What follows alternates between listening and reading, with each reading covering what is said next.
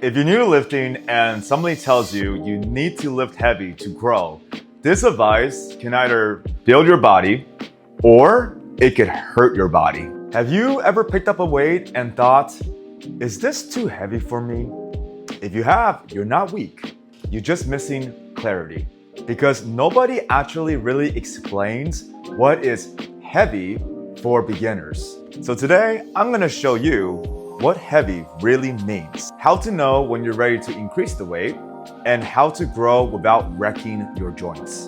Because lifting heavy isn't the problem. Lifting heavy the wrong way is.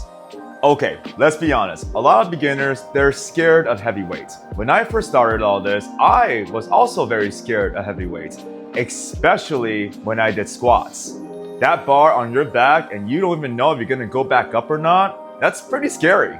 And that fear, it makes sense. Because when you go to the gym, you see people doing all kinds of things.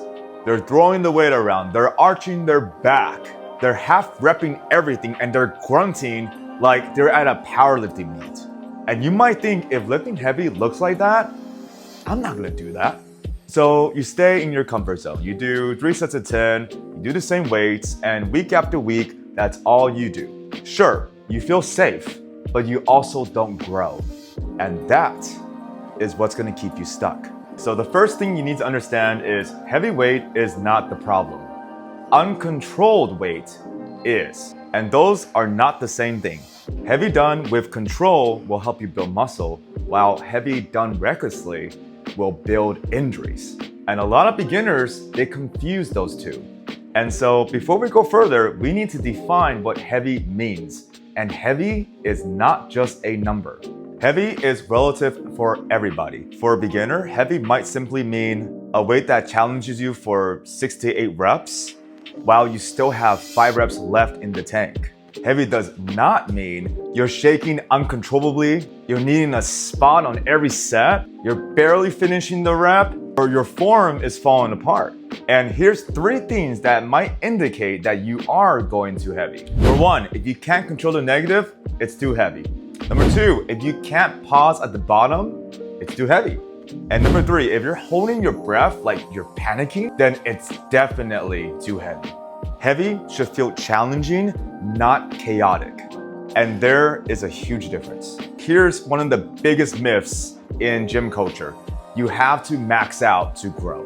That is true and false. For most beginners, it is false. Because as a beginner, you are gonna grow incredibly well from just moderate weight. In fact, because you're a beginner, you're gonna respond to almost any type of training that's out there. Most of my clients who are beginners, we never ever do 1 rep maxes or do super hard sets where they're grinding out that last rep, where it takes them 3, 4, 5, 6 seconds to get it done. We just focus on small improvements week after week. And they get amazing results. Here's one of my clients, Elizabeth, and she recently hip thrusted 600 pounds for 1 rep. She's been training with me for the last 4 years. And we never had to do any kind of crazy 1 rep maxes in the beginning. So you also don't need to do 1 rep maxes or do any scary, ugly, grinding reps to grow. You just need progression. And progression doesn't require maximum weight. It requires slightly more demand over time. And that could be 1 more rep, adding a little bit more weight than last time, having more control than last time. Just small improvements over time, which I actually talked about in another video that I'll link in the description and I'll put in one of the end screens in case you want to learn more about that. Now let's talk about why injuries actually happen when you lift heavy. Injuries don't usually happen just because the weight is too heavy.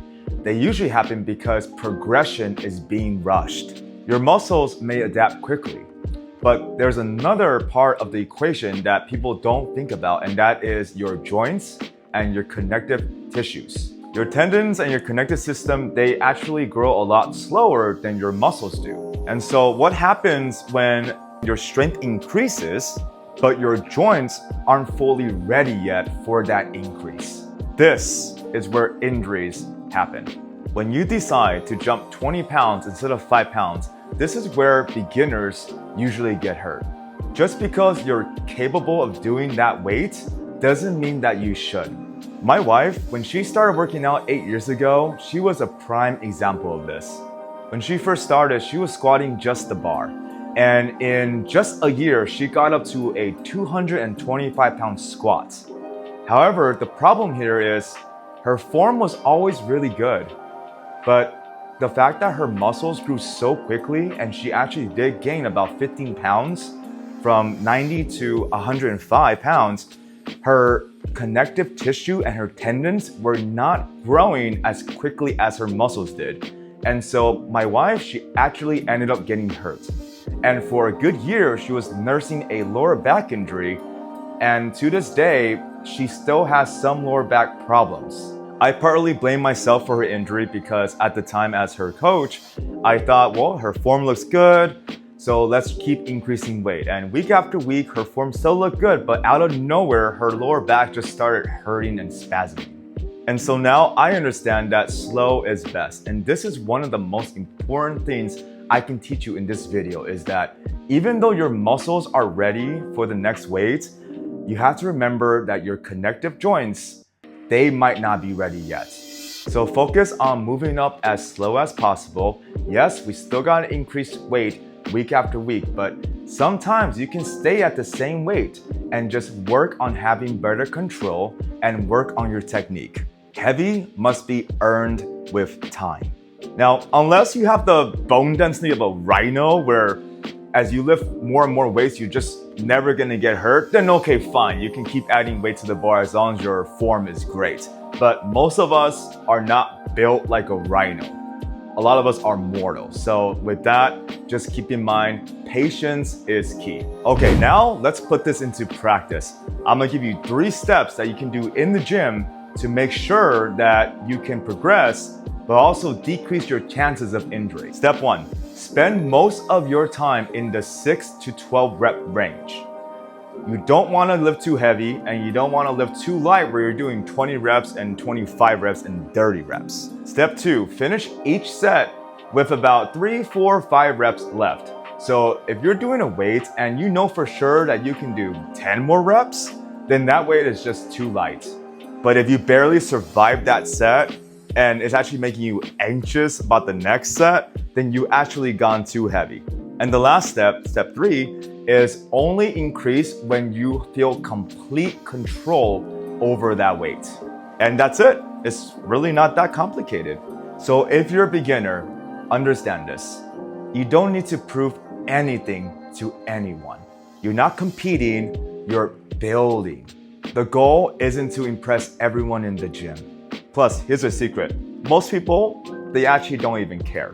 So if you bench 300 pounds for the first time and it was a grinder, it was ugly, you probably shouldn't have done that. Here's the truth. 99.9999% of the people in the gym, they don't even know what your 1 rep max is. So if you had gone too heavy and you got hurt because you wanted to impress people in the gym, then that's one of the worst reasons, because like I said before, most people, they don't know your max and they just don't care. So it's totally not worth it to go ego lift and get hurt for no reason. The real goal is to slightly get a little stronger than you were last month. You'll grow safely and consistently, because for most people, it's injuries that will set them back. If this helped you, don't forget to subscribe and I'll see you in the next one.